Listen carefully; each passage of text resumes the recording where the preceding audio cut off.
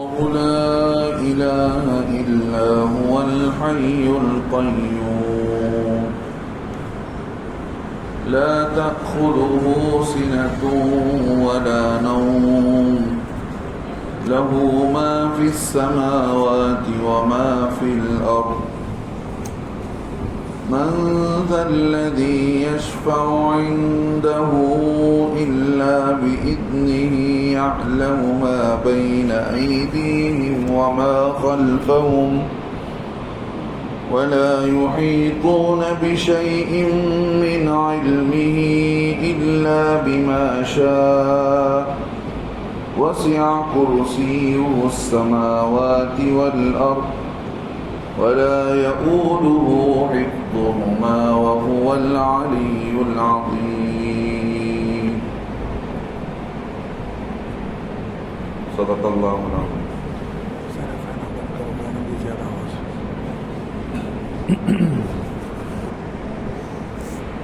محترم بزرگان دین، عزیز نوجوان دوستو بھائیوں، پچھلے مجلس میں آپ حضرات کے سامنے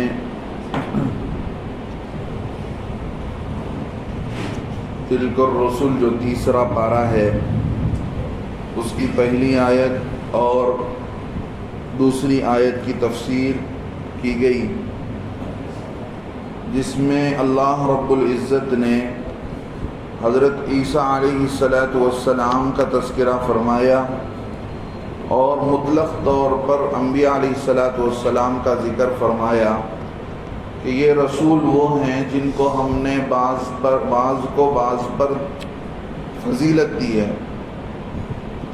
بعض کا مرتبہ بعض سے زیادہ ہے، کسی نبی کا درجہ دوسرے نبی سے زیادہ ہے اور ان کا درجہ ان سے زیادہ ہے،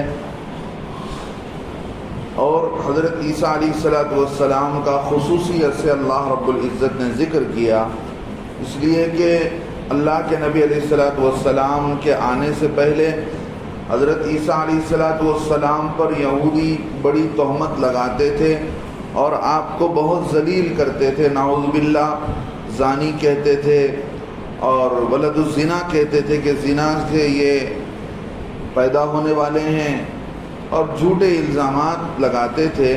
لہذا آپ کی شان اقدس کو اللہ رب العزت نے رسولوں کے تذکرے کے ساتھ بیان فرمایا، اور ان رسولوں کے تذکرے کو بیان کرنے کے بعد اللہ نے یہ بتایا کہ دیکھو، اگر اللہ رب العزت چاہ لیتا تو رسولوں کے بعد جتنے لوگ آئے ہیں ان لوگوں کے بیچ میں جھگڑا ہی نہیں ہوتا، یہ لوگ رسولوں کے راستے سے ہٹتے ہی نہیں ہٹ پاتے تھے، لیکن دیکھنے میں یہ معلوم ہوتا ہے کہ ان کے سامنے کھلی چیزیں آ گئی تھی، روشن دلائل آ گئے، آسمان سے کتابیں اتاری گئی، ان سب کے باوجود یہ آپس میں لڑتے رہے، اختلافات کرتے رہے، جھگڑے کرتے رہے۔ اللہ نے ان پر ان کا امتحان لینا مقصود تھا اللہ کو، لہذا اللہ نے امتحان لیا، اور کچھ لوگ وہ تھے جنہوں نے ایمان لایا، کچھ وہ تھے جنہوں نے کفر کیا۔ اللہ رب العزت چاہ لیتے تو یہ آپس میں لڑتے نہیں اور جھگڑتے نہیں تھے، لیکن اللہ وہی کرتے ہیں جو وہ چاہتے ہیں۔ آگے اللہ رب العزت نے یہاں پر مال خرچ کرنے کا حکم دیا کہ دیکھو جو کچھ ہم نے تمہیں دے رکھا ہے اس میں سے خرچ کیا کرو۔ انفاق خرچ کرنا اللہ کو بہت پسند ہے۔ انفاق کا جو معاملہ آتا ہے، یہ انفاق کا معاملہ اللہ کو اتنا پسند ہے کہ مال جمع کر کے رکھنا یہ شریعت کا مزاج نہیں ہے۔ دین کا مزاج یہ ہے کہ آدمی اپنی ضرورت سے زیادہ چیز کو کل کے لیے اٹھا کر نہ رکھے، آگے کے لیے بھیج دے، جمع کر دے۔ اللہ رب العزت نے بتایا کہ لوگوں اپنے مال کو خرچ کر دو جو کچھ ہم نے تمہیں دے رکھا ہے، اس سے پہلے کہ ایسا دن آئے جس دن میں نہ کوئی خرید ہوگی نہ فروخت ہوگی، اور نہ دوستی ہوگی نہ کسی کی سفارش قبول کی جائے گی۔ اس دن سے پہلے جس دن کچھ تمہارا بس نہیں چل سکتا ہے، لہذا آج تمہارے بس میں ہے کہ تم اپنے مال کو خرچ کر سکتے ہو۔ آگے اللہ رب العزت نے بتایا کہ کافر لوگ ہی یہی ظالم ہیں، اس لیے کہ انہوں نے جو ظلم کیا ہے اپنی جانوں پر، یہ معمولی ظلم نہیں ہے بلکہ ان کا ظلم بڑا ہوا ہے اور ان کا ظلم حد سے زیادہ ہے۔ اللہ رب العزت کے ساتھ جو انہوں نے کفر کیا اور نافرمانی کی ہے، اللہ رب العزت نے اس کو بیان فرمایا کہ یہ کفر سب سے بڑا ظلم ہے۔ آگے اللہ بتاتے ہیں، جو آیت ابھی میں نے پڑھی، یہ آیت آیت الکرسی کہلاتی ہے۔ عام طور پر قرآن کے اندر دیکھا جائے تو قرآن کے اندر اللہ رب العزت نے 3 مضامین کو زیادہ بیان فرمایا۔ سب سے پہلے نمبر پر علم توحید، توحید کا مضمون زیادہ آئے گا، اپنے بارے میں، اپنی صفات کے بارے میں کہ اللہ کی ذات کون ہے، اللہ تعالیٰ کی صفات کیا ہیں، اللہ رب العزت اپنی عظمت کو، اپنی بڑائی کو، اپنی کبریائی کو بیان کرتے ہیں قرآن پاک کے اندر، یہ جگہ جگہ ملے گا۔ اور دوسری چیزیں جو دنیا والے اختیار کرتے ہیں اور اس کی عبادت کرتے ہیں، اللہ نے جگہ جگہ بتایا کہ اس کی کوئی حقیقت نہیں ہے۔ دیکھو یہ ایک جگہ اللہ نے بتایا یہ تو مکڑی کا جالا ہے، مثل الذین اتخذوا من دون اللہ، اللہ کو چھوڑ کر جن لوگوں نے دوسروں کو اپنا شریک بنا لیا، دوست بنا لیا، کمثل العنکبوت، مکڑی کا جالا ہے، جب وہ گھر بناتا ہے تو کمزور ہوتا ہے۔ تو اس طرح اللہ نے اپنی وحدانیت کو بیان کیا کہ دیکھو مکڑی کا جالا جیسے معمولی سا ہے، ایک جھاڑو کے پھیرنے سے سارا ختم ہو جاتا ہے، ایسے ہی کفر اور کفر کے نقشے ہیں، اللہ کے سامنے ان کی کوئی حیثیت نہیں ہے۔ اللہ کی ذات ہمیشہ ایک ہے، وہ ہمیشہ سے رہے گی۔ اللہ نے سب سے زیادہ قرآن کے اندر اب توحید کا مضمون بیان کیا کہ لوگ اللہ کو پہچان لیں۔ نمبر 2، اللہ نے احکامات بیان کیے۔ اللہ نے قرآن پاک کے اندر 6660 پر 6 آیتوں میں 500 آیتیں ایسی ہیں جس میں اللہ رب العزت نے احکامات بیان کیے کہ بھئی کیا کرنا چاہیے، کیا نہیں کرنا چاہیے۔ احکامات بیان کیے کہ یہ کرنا چاہیے، زکوٰۃ دینا چاہیے، نماز پڑھنا چاہیے، ماں باپ کے ساتھ بہترین سلوک کرنا چاہیے، مختلف احکامات بیان کر فرمایا اور گناہوں سے منع کیا۔ ولا تمشی فی الارض مرحا، زمین میں اکڑ کر مت چلو۔ ولا تکونوا کالذین نسوا اللہ فانساہم، جو لوگ اللہ کو بھلا دیتے ہیں تم بھی ایسے اللہ کو مت بھلاؤ۔ تو جو چیزیں منع کرنے کی تھی اللہ نے اسے منع فرمایا۔ ولا یغتب بعضکم بعضا، بدگمانی سے بچو، غیبت سے بچو، جھوٹ سے بچو۔ تیسرے نمبر پر قرآن کے اندر اللہ رب العزت نے پچھلے قوموں کے قصوں کو بیان کیا، واقعات کو بیان کیا، ان قصوں کو، ان واقعات کو بیان کر کے بتایا کہ دیکھو اس سے عبرت لو، ہم نے کیسے ہلاک کیا۔ وَكَمْ أَهْلَكْنَا مِنْ قَرْيَةٍ بَطِرَتْ مَعِيشَتَهَا، کتنے ایسے گاؤں تھے جن کی معیشت، جن کا رکھ رکھاؤ، کھیت کھلیان بہت جگہ تک پھیلی ہوئی تھی، ایسے کتنے علاقے ہم نے اجاڑ دیے، ہمیں کوئی مشکل نہیں ہے۔ اللہ نے واقعات بیان کیے، قوم عاد، قوم سمود اور کئی قومیں جو اللہ سے بغاوت کی، ان کے تو اللہ نے 3 مضمون کو زیادہ بیان کیا ہے۔ تو یہاں پر اس آیت، یہ آیت الکرسی، یہ بہت عظیم آیت ہے، اپنے اندر بہت سارے مضامین کو لیے ہوئے ہیں۔ گویا قرآن کے اندر جو اللہ نے علم توحید بیان کیا، اپنے بارے میں بتایا، اپنی صفات کے بارے میں بتایا، ساتھ ساتھ اللہ رب العزت نے احکامات بیان کیے کہ کیا کرنا چاہیے، سب جڑے ہوئے ہیں۔ ایک مضمون توحید کا مضمون علم احکام سے جڑا ہوا ہے، اور احکامات اور اوامر و نواہی کہ کیا کرنے ہیں کیا نہیں کرنے ہیں، یہ جڑا ہوا ہے پچھلے لوگوں کے قصوں سے کہ بھئی دیکھو اللہ کو جنہوں نے نہیں مانا، اللہ کی مان کر جن چیزوں پر عمل کرنا چاہیے وہ حکم نہیں قبول کیا، جن چیزوں سے بچنا چاہیے ان سے نہیں بچے، تو تیسرے نمبر پر یہ ہوا کہ ان کے ساتھ ہلاکتیں ہوئی۔ تو اللہ رب العزت نے اس آیت کے اندر اپنی بڑائی بیان کی، اللہ لا الہ الا هو الحی القیوم،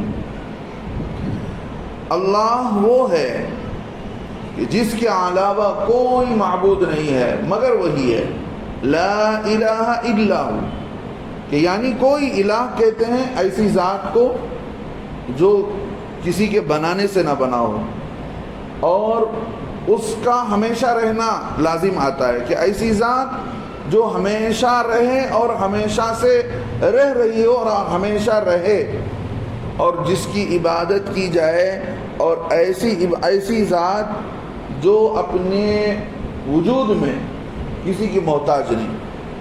اللہ تعالیٰ دنیا اپنا وجود رکھتے ہیں، جیسے اللہ کی شان ہے۔ ہم اگر آپ کہیں گے کہ بھئی قرآن کی تفسیر کرنے والے کہاں بیٹھے ہیں، تو لوگ کہیں گے بھئی چیئر پر بیٹھے ہیں، فلاں کہاں ہیں، فلاں وہاں بیٹھے ہیں۔ اللہ رب العزت کے بارے میں کوئی یہ بتا نہیں سکتا کہ اللہ کہاں ہیں ہر جگہ، لیکن جسم سے پاک، جگہ سے پاک، جو شکل محتاج ہونے کی۔ اب ایک جگہ اللہ نے بتایا کہ دیکھو میں تمہارے شہرک سے زیادہ قریب ہوں۔ اب رگ جو یہ گلے کا رگ جو ہوتا ہے یہ بہت اہم رگ ہے، اب یہ جسم کے اندر داخل ہے، تو اس کا ایک مطلب یہ سمجھا گیا کہ بھئی اللہ رب العزت بھی انسانوں کے جسم میں داخل ہو چکے ہیں؟ نہیں، انسان کوئی چیز کسی جگہ پر ہے تو مطلب یہ ہے کہ اس چیز کو باقی رہنے کے لیے اسے وہیں رہنا پڑے گا۔ جیسے انسان زمین پر رہ سکتا ہے اور زمین کے علاوہ دوسری جگہ پر جانا ہو تو اس کو کسی کی محتاج ہونا پڑے گا۔ ہوائی جہاز پر جاتا ہے، ہوائی جہاز کے ذریعے سے ہوا میں اڑتا ہے، اب ہوا میں اڑنے کے لیے وہ ہوائی جہاز کا محتاج ہے، زمین پر رکنے کے لیے کسی چیز کا محتاج ہے، لیکن اللہ کی ذات ایسی نہیں ہے کہ وہ کسی جگہ پر موجود ہونے کے لیے کسی چیز کی محتاج ہو۔ سمجھ رہے ہیں؟ اللہ فرماتے ہیں الحی القیوم، اللہ وہ ہے جس کے علاوہ کوئی معبود نہیں مگر وہی ہے۔ الحی القیوم، اللہ کے صفات میں سے اللہ کے 99 صفات ہیں۔ ترمذی شریف کی روایت ہے ان للہ 99 اسما من احصاها دخل الجنہ، اللہ کے 90 پر 9 نام ہیں جو ان کو یاد کر لے گا وہ جنت میں داخل ہو جائے گا۔ ترمذی شریف کی روایت۔ اور مکتب میں بھی بہت سارے بچے اللہ کے نام یاد کرتے ہیں، 99 نام۔ ہر کلمہ پڑھنے والے مسلمان کو وہ نام یاد ہونے چاہیے۔ ہر نام صرف نام نہیں ہے، اس کے اندر اللہ کی ذات اور اللہ کی قدرت اور طاقت کو بیان کیا گیا ہے۔ ایک ایک نام اپنے اندر بہت سارا مضمون رکھتا ہے، ایک ایک نام پر کئی کتابیں لکھی جا سکتی ہیں، اس کے اندر اتنا وسیع معنی ہے۔ اور جو بھی ان 90 پر 9 ناموں کو پڑھ کر دم کر دیتا ہے، کوئی بھی بیماری ہو ختم ہو جاتی ہے، کوئی بھی جن بھوت ہو اس سے اتر جاتا ہے، اور اتنا اس کے اندر اثر رکھتا ہے جس کا اندازہ آپ نہیں کر سکتے۔ ہر ایمان والے کو یہ نام یاد ہونا چاہیے، اللہ کے 99 نام۔ ان ناموں میں سے ایک نام ہے الحی۔ تو اللہ کے 90 پر 9 نام ہیں، تو اس کا مطلب اللہ کے نام کے ساتھ کسی کو پکارا نہیں جائے گا۔ اللہ کے 90 پر 9 نام اللہ کے ساتھ ہیں۔ مثال کے اللہ کے ناموں میں سے ایک نام الشکور ہے۔ لوگ کہتے ہیں بھائی شکور بھائی آؤ، نہیں بلا سکتے، گنہگار ہوں گے آپ، ان کا پورا نام کہنا پڑے گا عبد الشکور، کہ شکور ذات تو اللہ کی ہے۔ عبد الغفور، غفور معاف کرنے والی ذات تو اللہ کی ہے۔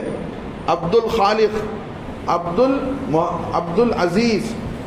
تو اللہ کے 90 پر 9 ناموں کے ساتھ جو بھی انسان نام رکھے گا تو اس کو ساتھ میں عبد لگانا پڑے گا۔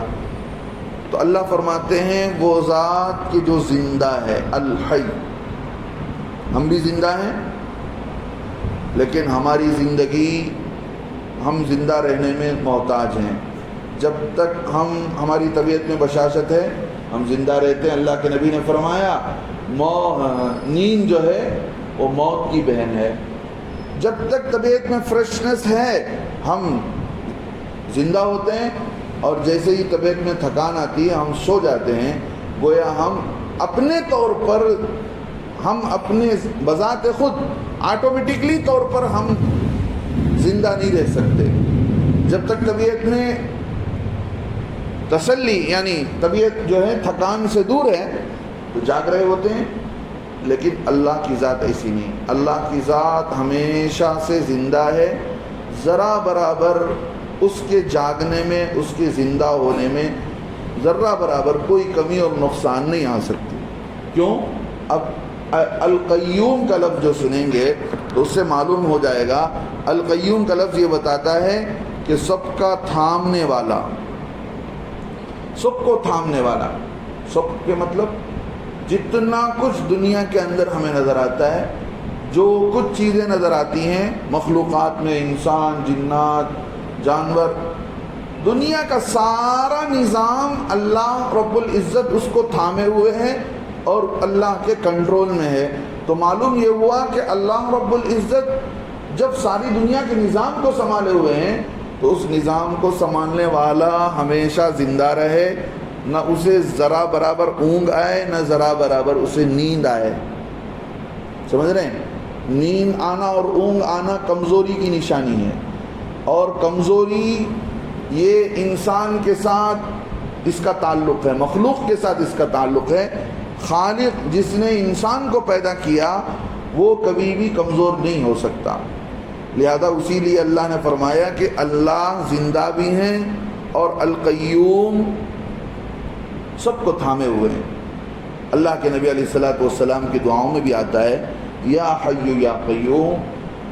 اس کو مانگتے رہنا چاہیے. اللہ سے جب بھی ہاتھ اٹھا کر دعا کریں، دعا کرنے کا طریقہ یہی ہے کہ آدمی پہلے اللہ کی تعریف کرے، الحمدللہ رب العالمین لک الحمد ولک الشکر یا اللہ.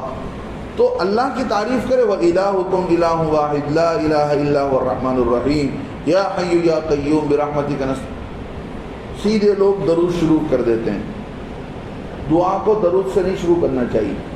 اللہ کے نبی علیہ السلام کے سامنے ایک صحابی نے درود شروع کیا اور دعا کو درود سے شروع کیا.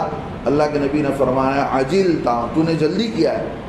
فاحمد اللہ واسنا علیہ، پہلے اللہ کی تعریف بیان کر، اللہ کی حمد بیان کر، پھر اس کے بعد اللہ کے نبی علیہ السلام پر درود بھیج.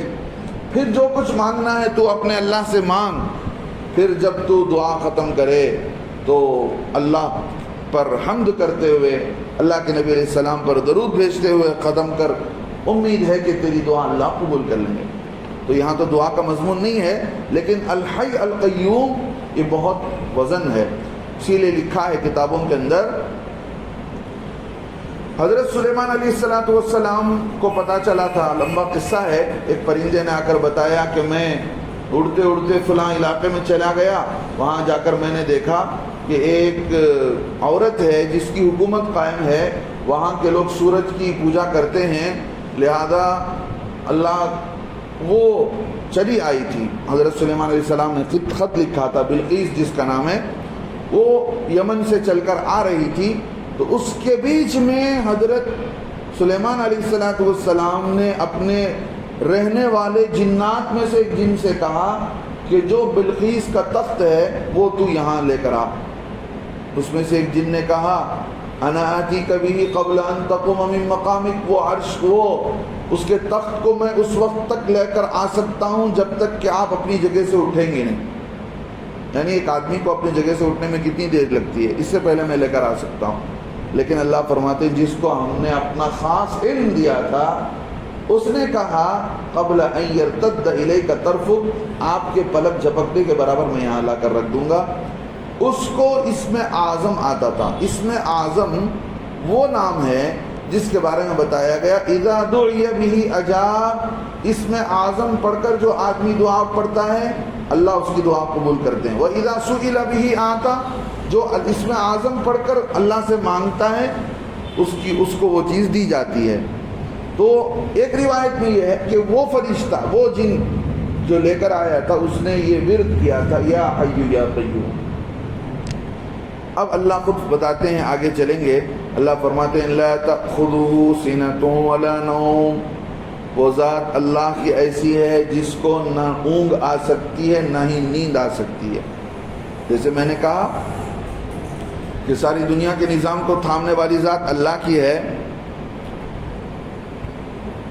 تو اللہ رب العزت کو نیند آنا گویا کمزوری کی نشانی ہے. اور کمزوری مخلوق کے ساتھ جڑی ہوئی ہے. ہم سب کمزور ہیں، اپنے وجود میں کمزور. ہر اعتبار سے انسان کسی چیز کا محتاج ہے. کپڑے کا محتاج، کھانے کا محتاج، سانس کا محتاج، پانی کا محتاج. تو محتاج ہونا خود ایک کمی کی نشانی ہے، کمزوری کی نشانی ہے. اللہ کسی چیز کے محتاج نہیں ہے. اس کا مطلب یہ ہے اللہ رب العزت بذات خود پہلے سے موجود ہیں. آٹومیٹکلی طور پر کوئی چیز ہے تو دنیا میں وہ صرف اللہ کی ذات ہے. سمجھ رہے ہیں؟ کوئی چیز اپنے وجود پر باقی ہے تو وہ ایک اللہ کی ذات ہی ہے. دنیا کے اندر کوئی چیز اپنے وجود پر باقی نہیں ہے مگر وہ دوسرے کے محتاج ہوتی ہے. سمجھ رہے ہیں؟ شیخ جلال الدین رومی رحمۃ اللہ علیہ بہت بڑے اللہ والے تھے. انہوں نے دہریوں کو ایک بات سمجھایا. دہریے کمیونسٹ لوگ کیا کہتے ہیں کہ یہ کچھ نہیں ہے، دنیا کا کوئی نظام چلانے والا نہیں ہے، کوئی خدا نہیں ہے، دنیا پہلے سے چل رہا ہے جیسے چل رہا ہے. زمانہ آتا ہے، بچہ پیدا ہوتا ہے، پھر ایک وقت آتا ہے وہی بچہ جوان ہوتا ہے، پھر اس کی شادی، پھر اس کے بچے، پھر اس پر بڑھاپا، پھر وہ مر کر چلا جاتا ہے. تو علامہ جلال الدین سیوطی رحمۃ اللہ علیہ اپنے زمانے کے جلال الدین رومی بڑے اہل اللہ میں تھے، بڑے درد دل رکھنے والے تھے. وہ کہتے ہیں ہیچ چیزیں خود بخود چیزیں نشد، ہیچ تیغے خود بخود تیغے نشد. کہ کوئی بھی تلوار لوہے کی شکل میں پڑی رہے، کوئی بھی لوہا پڑا ہوا ہے آٹومیٹکلی وہ تلوار بن جائے، ایسا ہو سکتا ہے چاقو بن جائے. ہیچ چیزیں خود بخود چیزیں نشد. کوئی چیز آٹومیٹکلی طور پر کوئی چیز نہیں بن جاتی. اب یہ پلاسٹک سے بنا ہے، اب اس سے پہلے جو یہ میٹیریل کی شکل میں تھا، را میٹیریل کی شکل میں تھا تو آٹومیٹکلی بن گیا. یہ اس کو ایک بنانے والا تھا، اس کا ایک آئیڈیا کرنے والا تھا، اور اس کو ایک مشین میں ڈالا گیا اور اس کا ایک سسٹم بنایا گیا اور اس میں رنگ ڈالا گیا. تو وہ بتاتے ہیں دہریوں کو، کمیونسٹوں کو کہ دیکھو کوئی چیز اپنے وجود پر باقی نہیں ہے. ہر چیز پڑے دوسری چیز نہیں بن جاتی ہے. لوہے سے چاقو اور تلوار بنانے کے لیے اس پر محنت کرنے والا ہے، تب جا کر وہ چیز بنتی ہے. تو معلوم یہ ہوا اللہ رب العزت اپنے طور پر وجود میں باقی ہے، وہ کسی کا محتاج نہیں. اسی لیے اسے نہ نیند آتی ہے نہ اونگ آتی ہے. نیند کا آنا کمزوری کی نشانی ہے اور انسان کمزور ہے. اللہ آگے بیان فرماتے لہو ما فی السماوات و ما فی الارض، اسی کا ہے جو کچھ زمین میں ہے اور جو کچھ آسمانوں میں ہے. سب اسی کے، وہ سب کا مالک کون ہے؟ وہی اللہ ہے. دنیا کے اندر چاہے آدمی خود کے مالک ہونے کا جتنا بھی دعویٰ کر لے، لیکن اس کی ملکیت اس کی نہیں ہے بلکہ اللہ کی ہے. اسی لیے علماء نے لکھا ہے چور کوئی چیز چراتا ہے تو اللہ نے جو چیز امانت کے طور پر انسان کو دے رکھی ہے وہ اس انسان سے دوسرا انسان چھین لیتا ہے تو گویا وہ امانت دوبارہ لوٹ کر اللہ کے پاس چلی جاتی ہے، اور وہ چور گویا اس انسان کے پاس سے نہیں چراتا ہے بلکہ اللہ کے پاس سے چرا رہا ہے. اللہ کی دی ہوئی چیزیں، اللہ اس کے مالک ہیں تو اللہ ہی کو اس کا جواب دینا پڑے گا. گویا آدمی اس کو لے رہا ہے تو غلط طریقے سے لے رہا ہے. سمجھ رہے ہیں؟ لہو ما فی السماوات و ما فی الارض. تو معلوم یہ ہوا اللہ اپنی شان بتا رہے کہ دیکھو جتنا کچھ نظر آتا ہے تم کو، جتنے انسان نظر آتے ہیں، جتنے جنات نظر آتے ہیں، جتنا سب کچھ نظر آتا ہے، سب کا سب اس کو اگر ہم کھولتے جائیں، بیان کرتے جائیں تو اس کے اندر بڑا معنی ہے. ہم خود اندازہ کر کے دیکھ لیں ایک جگہ کے اندر کتنی چیزیں ہوتی ہیں، ایک گھر اپنے اندر کتنی چیزیں ہوتی ہیں، اور ایک گاؤں کے اندر کتنی چیزیں پھیلی ہوئی ہوتی ہیں. سارا سب کچھ جو کچھ انسانوں کے پاس ہے. اور زمین تو وہ ہے جو ہم دیکھتے ہیں اور ہمارے آنکھوں سے اوجھل دوسری زمین بھی ہے، تیسری زمین بھی ہے، چوتھی زمین بھی ہے، اور اس میں پتہ نہیں اللہ تعالیٰ نے کیا کیا چھپا رکھا ہے. پیٹرول کی شکل میں، پلاٹینم کی شکل میں، چاندی کی شکل میں، سونے کی شکل میں، سارا سب کچھ اللہ بتاتے ہیں کہ یہ ساتوں زمین اور ساتوں آسمان، اس میں جو کچھ ہیں سارے کا سارا اسی اللہ کا ہے. من ذا الذی یشفع عندہ، کل قیامت کے دن سفارش کی اجازت کسی کو نہیں ہوگی. بڑے بڑے انبیاء اللہ کے یہاں کسی کی ریکمینڈ کرنے کے لیے آگے نہیں بڑھیں گے. دنیا میں لوگ آگے بڑھ جاتے ہیں، فلاں آفیسر میرا دوست ہے، فلاں آدمی ہے، فلاں آدمی ہے. ہاں، لوگ آگے بڑھ کر ریکمینڈ کرتے ہیں، سفارش کرتے ہیں کہ بھئی فلاں کو بچا لو، فلاں کا خیال رکھ لو. اللہ بتاتے من ذا الذی، ایسا کون ہے، یشفع عندہ، جو اللہ کے یہاں جا کر سفارش کرے، اللہ آپ اس کا پرائیویٹ خیال کیجئے. الا باذنہ، مگر کچھ لوگوں کو اللہ کہیں گے بھئی فلاں آدمی آؤ، فلاں میرے خاص تھے تم آؤ، فلاں آپ اللہ سے ڈرنے والے تھے تم آؤ، فلاں عالم صاحب آئیے، فلاں حافظ صاحب آئیے. تم کو 10 آدمیوں کی پرمٹ دی جاتی ہے، تم 20 آدمیوں کے حق میں سفارش کرو، تم فلاں کے حق میں سفارش کرو. جن کو اجازت دی جائے گی وہی جا کر سفارش کریں گے. اللہ فرماتے من ذا الذی، وہ ذات کون ہے، وہ کون ہے ایسا، یشفع عندہ، جو اس کے پاس سفارش کرے، الا باذنہ، مگر اسی کی اجازت سے، اسی کے حکم سے ہو سکتا ہے. تو معلوم یہ ہوا اللہ کے یہاں کسی کی سفارش نہیں چلے گی. سمجھ رہے ہیں؟ آپ یوٹیوب پر دیکھیں گے جھوٹے واقعات ادھر کے ادھر کے لوگ بیان کرتے ہیں. ہاں بھائی، شیخ عبد القادر جیلانی کی دھوبی کا انتقال ہوا اور خبر میں منکر نکیر آئے، آ کر پوچھنے لگے بھائی کون ہو، تو وہ کہنے لگا میں شیخ عبد القادر جیلانی کا دھوبی ہوں. پھر وہ پہلے انہوں نے پوچھا من ربک کا، تو انہوں نے کیا کہا، کہنا تھا میرا اللہ، میرا رب اللہ ہے. تو وہ کہنے لگا بھائی میرے سے سوال پوچھتے ہو، میں شیخ عبد القادر جیلانی کا کیا ہوں، دھوبی ہوں. اچھا.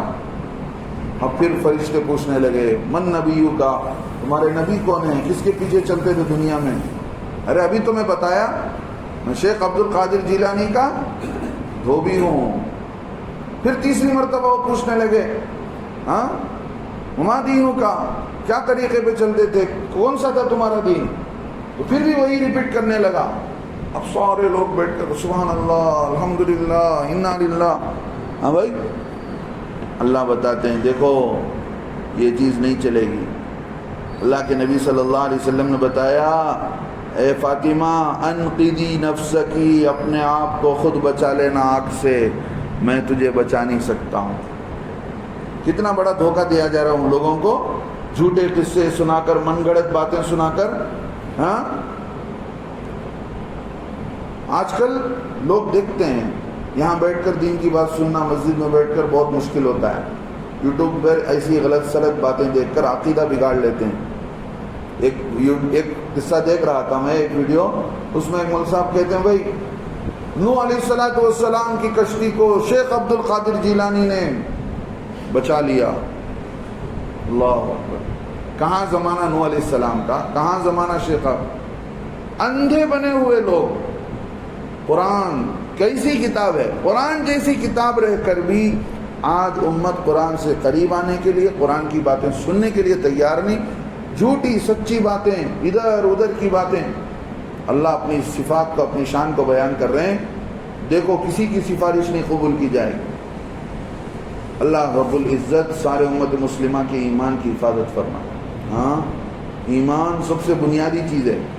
آدمی جانا ہے فارن کو کمانے کے لیے، سب لا لیا، PAN card, Aadhaar card, I D card, سب سارے کارڈ ہیں، پاسپورٹ نہیں ہے. فلیٹ میں بیٹھے گا، بیٹھنے دیں گے بھائی؟ اگر وہ کہے بھائی میں یہ سب دکھا کر ہی پاسپورٹ بنایا ہوں، چھوڑ دو مجھے، سنی جائے گی؟ ایک نہیں سنیں گے، کہیں گے بھائی پہلے پاسپورٹ دکھاؤ. ایمان ہی خراب ہے. لنگر چل رہا ہے، ہزاروں لوگوں کو کھلا رہے ہیں، ایمان بگڑا ہوا ہے، عقیدہ بگڑا ہوا ہے، کوئی عمل اللہ کے یہاں قبول نہیں ہے. اللہ فرماتے ہیں یعلم ما بین ایدیہم وما خلفہم، اللہ جانتے ہیں جو کچھ مخلوق کے بیچ میں، جو کچھ انسانوں کے سامنے ہے وہ بھی اللہ کے علم میں ہے، اور جو کچھ انسانوں سے چھپا ہوا ہے، انسانوں کے پیچھے، وہ بھی اللہ کے علم ہے. اللہ کا علم علم کلی ہے، یعنی اللہ تعالیٰ عالم الغیب والشہادہ. کیوں کہتے ہیں عالم الغیب والشہادہ کے مطلب کیا؟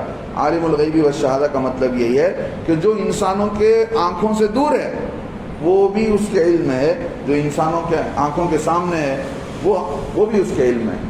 یعنی ہم یہاں پر ہیں، یہاں کیا ہو رہا ہے سب کو معلوم. یہاں سے ہٹ کر 10 گھر کے بعد کیا چل رہا ہے معلوم ہے؟ اللہ کو سب معلوم ہے. 10 گھر کے بعد نہیں، 10 گاؤں کے بعد، 10 ملکوں کے بعد، اور ان 10 ملکوں میں 10 گھروں کے بعد کیا کیا چل رہا ہے سارا اس کے علم ہے. اور انسان کا علم وقتی ہے. ایک چیز علم مان لو کہ ایک علم حاصل کر لیا تو دوسرے 90 چیزوں سے جاہل رہ گیا. چلو اور آگے بڑھ کر اور دوسری چیز حاصل کیا، پھر دوسری. انسان کا علم جو ہے جزئی علم ہے، تھوڑا علم. اللہ کا علم کلی ہے. اب اس میں بھی بہت سارے لوگ دھوکہ کھاتے ہیں. وہ سمجھتے ہیں بھائی اللہ کو جیسا علم تھا غیب کا ایسے ہی اللہ کے نبی کو بھی تھا. ہاں، اس میں جو قصے تھے وہ قصے جو اللہ رب العزت نے بتا دیا. مثال کے طور پر بدر کے میدان میں اللہ کے نبی علیہ السلام نے فرمایا یہاں عتبہ مرے گا، یہاں شیبہ مرے گا، یہاں فلاں مرے گا. اب اس قصے کو لے کر بتاتے دیکھو اللہ کے نبی کو غیب کا علم تھا نا، تبھی تو بتا رہے ہیں کہ یہاں یہ مرے گا، یہاں یہ مرے گا، یہاں وہ مرے گا. اللہ کے نبی علیہ السلام کو بتا دیا گیا تھا حضرت جبرائیل علیہ السلام کے ذریعے سے، تب جا کر انہوں نے بتایا. اللہ رب العزت عالم الغیب ہیں، اللہ کے علاوہ کوئی علم غیب کو نہیں جانتا. اللہ کے نبی علیہ السلام نے خود فرمایا، خود اللہ کے نبی سے کہا گیا ہاں میں کچھ نہیں جانتا ہوں مگر وہی جو اللہ مجھے بتاتے ہیں وہی میں بتاتا ہوں. تو معلوم یہ ہوا کہ اللہ کا علم جمیع ما کان و ما یکون. جمیع ما کان و ما یکون کا مطلب جو کچھ ہو رہا ہے، جو کچھ ہو چکا سب کا علم، جو کچھ اس وقت ہو رہا ہے اس کا بھی علم، آئندہ چل کر جو کچھ ہوگا سب کا علم اگر کسی کو ہے تو ایک اللہ کو ہے. ولا یحیطون بشیء من علمہ. اب اللہ ہی کے علم کی بات بتائی جا رہی ہے کہ اس کے علم کو کوئی احاطہ نہیں کر سکتا. بشیء تھوڑا سا بھی، اس کے علم میں سے کوئی تھوڑا سا بھی احاطہ نہیں کر سکتا. یعنی 10 باتیں مجھے معلوم ہیں. یہ صاحب آئے حضرت تم نہ معلوم کرتے نا وہ قصہ کیا چلے اس وہ گاؤں میں، وہاں کیا چلا. اب مجھے جو معلوم تھا اس میں سے 2-4 باتیں ان کو معلوم ہو گئیں. لیکن انسان اللہ کے علم میں سے کوئی چیز کیا نہیں کر سکتا، اللہ کے علم کو لے نہیں سکتا آسانی سے. اللہ جتنا بتا سکتے ہیں وہی علم لے سکتا ہے. اور اللہ کا علم بڑا محیط ہے، بہت پھیلا ہوا وسیع ہے. اسی لیے اللہ رب العزت فرماتے وسع کرسیہ السماوات والارض. اس کی کرسی گھیرے ہوئے ہے آسمان و زمین کو. حدیث پاک میں آتا ہے اللہ کی کرسی کا مطلب ایسی کرسی مت سمجھو انسان کرسی کا محتاج ہوتا ہے اس لیے کہ انسان کا جسم کرسی کا محتاج ہے تو انسان بھی کرسی لے کر بیٹھ جائے. اللہ کی ذات ایسی نہیں ہے. یہاں کرسی کا معنی ہے اللہ کے نور کی تجلی وہاں پر ہوتی ہے. اللہ کے نور کی تجلی کی جگہ کرسی ہے. اور وہ کرسی کہاں پر ہے؟ عرش پر ہے. گویا اللہ یہ بتاتے ہیں کہ اس کرسی میں سارے آسمان سارے زمین آ سکتے ہیں، اتنی بڑی کرسی ہے. اور وہ کرسی جو سارے آسمان و زمین کو اپنے اندر لے سکتی ہے، اس کرسی کو لینے کے لیے میرا عرش اتنا بڑا ہے. سمجھ رہے ہیں؟ اس عرش کو اٹھانے والے 8 فرشتے ہیں. آپ اندازہ کر سکتے ہیں، اللہ کی قدرت کو سمجھ سکتے ہیں. ہماری عقل میں وہ بات اتر نہیں سکتی. اسی لیے حضرت علی نے بتایا نا کسی کو کہ بھائی اللہ کی صفات کو تم سمجھنے کی کوشش مت کرو، تم جو ہے تمہارا ذہن سمجھ نہیں پائے گا. اور ایک راز کی چیز ہے، اس راز کو تم فاش نہیں کر پا سکتے ہو. اللہ رب العزت بتاتے ہیں کہ اس آسمان و زمین کو، اسی لیے حدیث میں بتایا آسمان و زمین کرسی کے سامنے ایسے ہیں جیسے ایک بڑے میدان میں ایک انگوٹھی ڈال دی جائے. بڑا میدان ہے، مان لیجئے 1 ایکڑ کا میدان ہے، اس میں ایک انگوٹھی ڈال دی گئی تو اس میں کتنا جگہ ہوگا؟ تو اللہ کی کرسی اتنی بڑی ہے، 7 آسمان و زمین اس کے سامنے ایک انگوٹھی کے حلقے کے برابر. اور اللہ کا عرش اتنا بڑا ہوا ہے کہ اللہ کے عرش کے سامنے وہ کرسی جس کے بارے میں جس کے اندر 7 آسمان و زمین آ سکتے ہیں، وہ کرسی ایک انگوٹھی کے حلقے کے برابر. اتنا اس کا کرسی یعنی اللہ کی کرسی وسیع ہے. ولا یؤودہ حفظہما، یعنی جیسے میں نے بتایا کرسی یعنی اللہ کے انوارات اور تجلیات کی جگہ. اب کعبۃ اللہ کو کیا کہتے ہیں؟ بیت اللہ کہتے ہیں نا بھائی. بیت کے معنی عربی میں آتے ہیں گھر کے.